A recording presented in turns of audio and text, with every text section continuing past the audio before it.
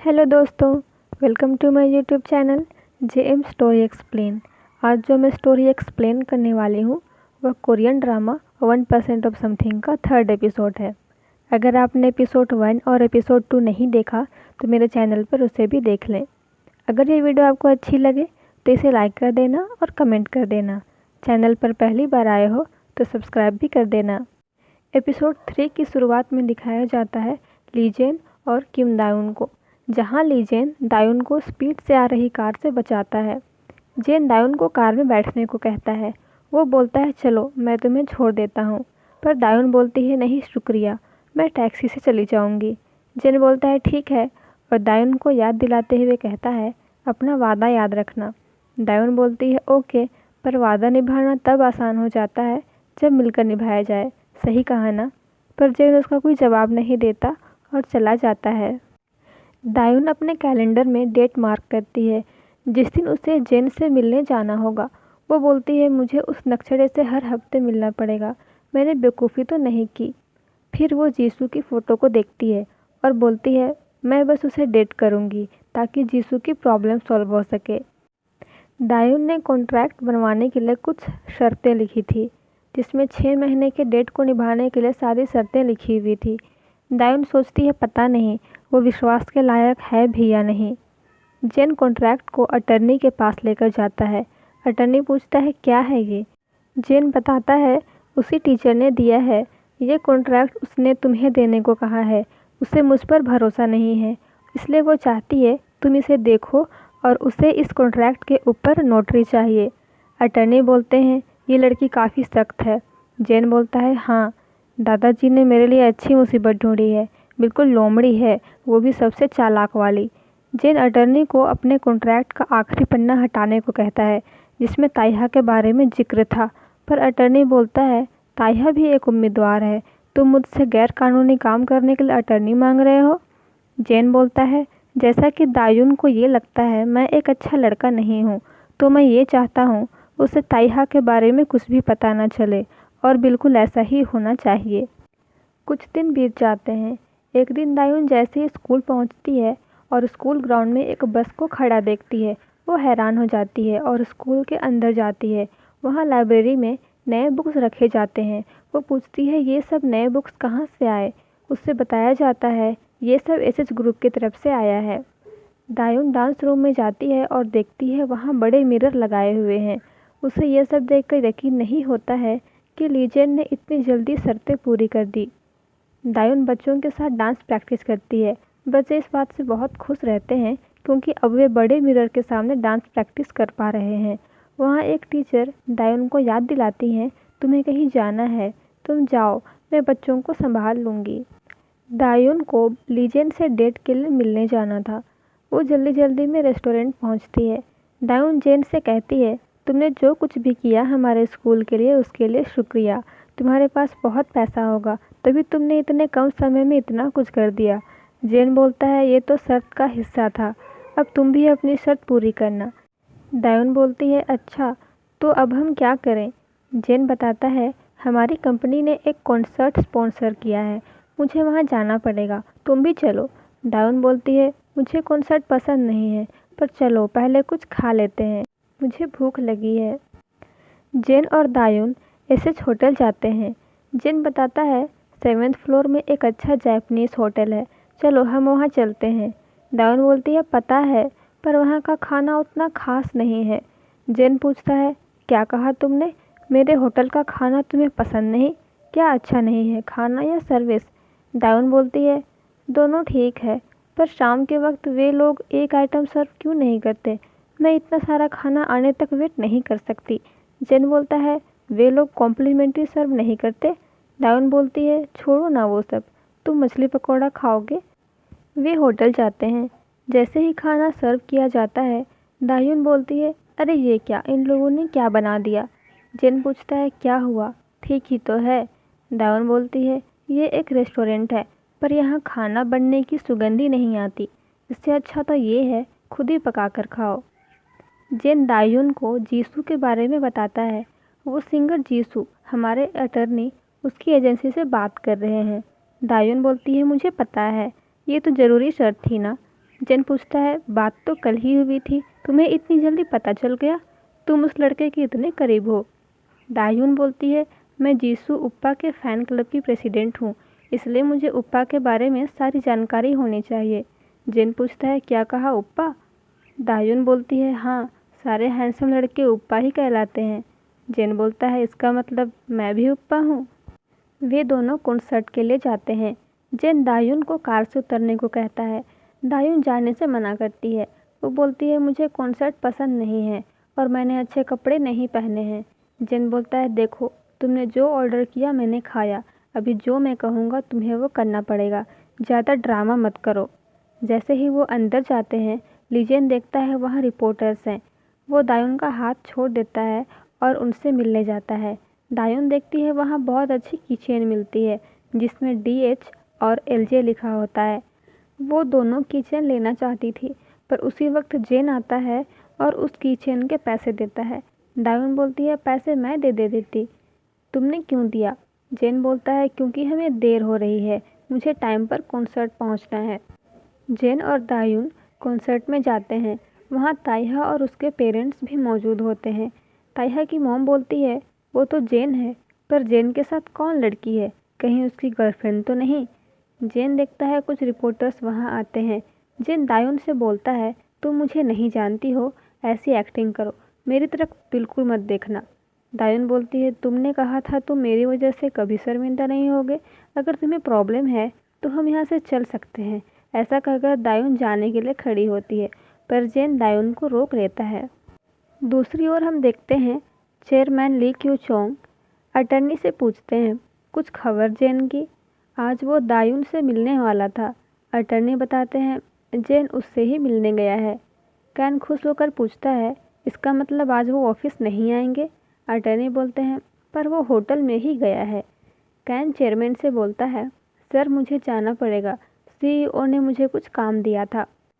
Chairman attorney से कहते हैं वो सिर्फ वक्त बर्बाद कर रहा है, अगर ऐसा ही चलता रहा तो मैं दायून को ताइहा से मिलवा दूंगा, बता देना उसे। दायून को कॉन्सर्ट बहुत बोरिंग लगता है और वो कॉन्सर्ट में ही सो जाती है। जेन दायून को सोते हुए देखता है और डराने के लिए ये कहता है अगर तुमने एक बार और झपकी ली तो देखना मैं तुम्हारे साथ क्या करूँगा। दायून बोलती है क्या करोगे? जेन बोलता है अगर तुम्हारी आंखें बंद हुई तो मैं तुम्हें किस कर लूँगा। दायून घबरा जाती है और पूरे कॉन्सर्ट में आंखें खोलकर बैठी रहती है। दायून को ऐसा देखकर जेन को हंसी आ जाती है। कॉन्सर्ट खत्म होने के बाद ताइहा के पेरेंट्स जेन से मिलने आते हैं और पूछते हैं वो लड़की कौन है जो तुम्हारे साथ आई है? जेन बोलता है वो बिजनेस के सिलसिले में आई है। ताइहा की मॉम बोलती है लगता तो नहीं। जेन बोलता है अच्छा, अब आप चेहरे भी पड़ती है, और वहाँ से चला जाता है। जेन और दायून बाहर आते हैं। दायून जेन से बोलती है हमें बात करनी होगी, हमें कॉन्ट्रैक्ट फिर से बनानी होगी, एक बात है जो रह गई है। जेन बोलता है ठीक है, चलो कहीं बैठकर बात करते हैं। जेन पूछता है कौन सी बात रह गई है? दायून बोलती है हमारे बीच कोई भी फिजिकल कांटेक्ट नहीं होगा। जेन बोलता है पर डेट में तो ये होता ही है, अगर ऐसा है तो तुम्हें कॉन्ट्रैक्ट साइन नहीं करना चाहिए था। अगर मैं चाहूँ तो तुम्हारा वो सिंगर जीसू कभी सिंगर नहीं बन पाएगा। दायून बोलती है तुम मुझे धमका रहे हो? जेन बोलता है मैं जिसे डेट कर रहा हूँ उसे धमका कैसे सकता हूँ, चिंता मत करो, मैं ऐसा कुछ भी नहीं करूँगा। उसी वक्त दायून की माँ का कॉल आता है। वो दायून को बताती है तुम्हें किसी से मिलने जाना है, पर दायून बोलती है मैं अभी नहीं जा सकती। तभी जेन दायून से फ़ोन छीन लेता है और दायून की मॉम से बात करता है और बताता है मैं और दायून डेट कर रहे हैं, इसलिए और कोई लड़का देखने की ज़रूरत नहीं है। दायून जेन से फ़ोन छीनकर अपनी मॉम को बोलती है डाडा बोल रही हूँ, मैं आपको बाद में सब बताती हूँ। जेन दायून से पूछता है ये डाडा कौन है? दायून बोलती है तुम्हें इससे क्या मतलब कि कौन डाडा है? दायून जेन की इस हरकत से परेशान हो जाती है। दायून की माँ ये बात अपने हस्बैंड को बताती है कि उसने दायून के बॉयफ्रेंड से बात की, पता नहीं क्या करता होगा, अगर वो डॉक्टर हो तो और अच्छा होगा। दायून के पापा बोलते हैं तब तो अच्छा होगा, मैं अपनी क्लिनिक अपने दामाद को सौंप दूँगा, फिर दायून हमारे साथ ही रहेगी। ताइहा के पापा ताइहा से कहते हैं पता करो कि वो लड़की कौन थी, कहीं इस सब के पीछे चेयरमैन का हाथ तो नहीं। जेन दायून से पूछता है, ये डाडा कौन है? क्या तुम हो डाडा? दायून बोलती है, हाँ मैं ही हूँ डाडा। घर में सब मुझे डाडा कहकर ही बुलाते हैं। क्या ये सब भी डिस्कस करना ज़रूरी है? जेन दायून का मजाक उड़ाते हुए कहता है, तुम पूरे घर में डाडा डाडा करती फिरती हो क्या? वैसे तुम पर यह सूट करता है। दोनों रेस्टोरेंट से जैसे ही बाहर निकलते हैं बारिश शुरू हो जाती है। जेन बोलता है, बस हल्की बारिश है, अभी ख़त्म हो जाएगी। दायून पूछती है, तुम्हें कैसे पता? जेन बताता है, क्योंकि मुझे एक्सपीरियंस है, जब मैं टीनेजर था उसके बाद भी। जेन कुछ बताते हुए चुप हो जाता है और बोलता है, चलो चलते हैं। चेयरमैन कैन से पूछते हैं, जेन उस लड़की से मिला था, क्या हुआ? मुझे कुछ खबर क्यों नहीं है अभी तक? कैन बोलता है, मुझे लगता है वो जल्दी ही आपसे मिलेंगे और सारी रिपोर्ट आपको देंगे। चेयरमैन पूछते हैं, तुम्हें क्या लगता है, सब ठीक तो चल रहा होगा ना? कैन बताता है, वो हमेशा की तरह ही कर रहे होंगे। वो किसी से प्यार नहीं कर सकते। वो उन्हें डेट तो कर सकते हैं, लेकिन जब उन्हें लगता है वो लड़की उसके गले पड़ने लगी है, वो उन्हें मक्खी की तरह निकाल कर फेंक देते हैं। चेयरमैन पूछते हैं, तुम्हें कैसे पता? कैन बोलता है, वैसे ही जैसे आपको पता है सर। वो रिपोर्ट तो मैं ही देखता हूँ जो आप तक पहुँचती है। जेन दायून को उसके घर छोड़ने जाता है। दायून जेन को उसके नाम की किचन गिफ्ट में देती है, जो उसने कॉन्सर्ट से ख़रीदा था। जेन पूछता है, ये तुमने मेरे लिए ख़रीदा? दायून बोलती है, वो मैं पहली बार किसी कॉन्सर्ट में गई थी इसलिए। जेन किचन को बड़े ध्यान से देखता है और बोलता है, ये तो कपल किचन लगते हैं। फिर तो मेरे किचन में तुम्हारा नाम होना चाहिए और तुम्हारे किचन में मेरा। ऐसा कहकर वो किचन बदल देता है। दायून बोलती है, नहीं ये मेरा है। जेन बोलता है, ये मेरा गिफ्ट है, इसके पैसे मैंने दिए हैं। जेन दायून से पूछता है, क्या तुम मुझे अपने घर खाने पर इनवाइट नहीं करोगी? दायून बोलती है, नहीं, तुम खाने का अपना देख लो, और वो वहाँ से चली जाती है। जेन वापस आता है और देखता है कि दायून अपना कीचेन सीट पर ही भूल गई है। दायून डोर अनलॉक करने के लिए अपने बैग में कीचेन ढूंढती है। तभी उसे याद आता है वो तो कार में छूट गई। वो तुरंत बाहर आती है। वो सोचती है, क्या मैं उसे कॉल करूं? पर वो फिर से खाने के लिए पूछेगा। जेन पहले ही की लेकर बाहर खड़ा रहता है। दायून जेन से की मांगती है, पर वो बोलता है, खुद से ले लो। दायून की लेने की कोशिश करती है और जेन के बहुत पास चली जाती है। जेन दायून को किस कर लेता है। दायून बोलती है, ये क्या किया तुमने? मैं एक अच्छे ख़ानदान की लड़की हूँ, आज के बाद ऐसी कोशिश भी मत करना। और जेन के पैर को अपने पैर से बहुत ज़ोर से मारती है और वहाँ से चली जाती है। दायून जेन की इस हरकत से थोड़ी शॉक्ड रहती है और बोलती है, कितना बदतमीज़ है वो। जेन अटर्नी को कॉल करके बुलाता है। अटर्नी जेन से मिलने जाता है। जेन बोलता है, हमें रिपोर्टर्स को रोकना पड़ेगा। अटर्नी बोलता है, मैं उन्हें कैसे रोक सकता हूँ? तुम्हें दायून के साथ कॉन्सर्ट में जाने से पहले सोचना चाहिए था। रायता तुम फैलाते हो और समेटना मुझे पड़ता है। जेन बोलता है, ये तुम्हारा काम है। अटर्नी जेन को मुस्कुराते हुए देखता है और पूछता है, तुम अभी मुस्कुराए, क्या बात है? कुछ याद आया क्या? अब बताओ अभी जेन। जेन बोलता है, कुछ भी नहीं। अटर्नी बोलता है, कुछ तो गड़बड़ है। अगले दिन जेन अपने मोबाइल में न्यूज़ देखता है। उसमें जेन और दायून के बारे में खबर छपी हुई थी। चेयरमैन भी इस न्यूज़ को न्यूज़पेपर में पढ़ते हैं और कैन से पूछते हैं, ये सब अखबार में कैसे छप गया? कैन बताता है, ये सब पिछली रात को हुआ सर। ये खबर कुछ साइट्स में है और अखबारों में भी।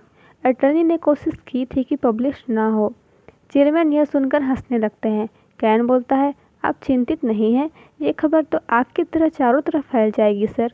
पर चेयरमैन बोलते हैं, अब सबको पता चल जाएगा और ये शादी करना आसान हो जाएगा। इससे मेरी जीत हो जाएगी। जेन की मॉम भी ये खबर पढ़ती हैं और जेन को कॉल करती है। वो उस खबर के बारे में पूछती है। जेन बताता है, इसमें कुछ गलत नहीं है, अब चिंता मत करो, हम अभी शादी नहीं कर रहे हैं। जेन की बहन भी जेन को कॉल करती है और पूछती है, क्या तुम्हें गर्लफ्रेंड मिल गई है? क्या तुम शादी करने वाले हो? जेन बोलता है, मैं अभी कोई शादी नहीं कर रहा हूँ। उसी वक्त जेन दायून की दी हुई किचन को देखता है और स्माइल करता है। एसएच ग्रुप के एम्प्लॉयज़ को भी न्यूज़ के बारे में पता चल जाता है और वे इस बारे में डिस्कस करते हैं। दायून भी न्यूज़ की हेडलाइन को देखती है, जिसमें लिखा था, एसएच ग्रुप के सीईओ लीजेन को किसी खूबसूरत लड़की के साथ देखा गया। दायून बोलती है, ये सब क्या चल रहा है? क्या मैं खूबसूरत नहीं हूँ? उसे थोड़ी जेलसी होती है और वो बोलती है, अगली बार मैं इस लीजन की अच्छे से खबर लूँगी। और यहाँ पर एपिसोड 3 ख़त्म हो जाता है। आगे के एपिसोड्स देखने के लिए मेरे चैनल को सब्सक्राइब करें और बेल आइकन को भी प्रेस करें, ताकि जब भी मेरी नई वीडियो आए आपको सबसे पहले नोटिफिकेशन मिल जाए। Thanks for watching. आपने यहाँ तक वीडियो देखा तो एक लाइक तो बनता है।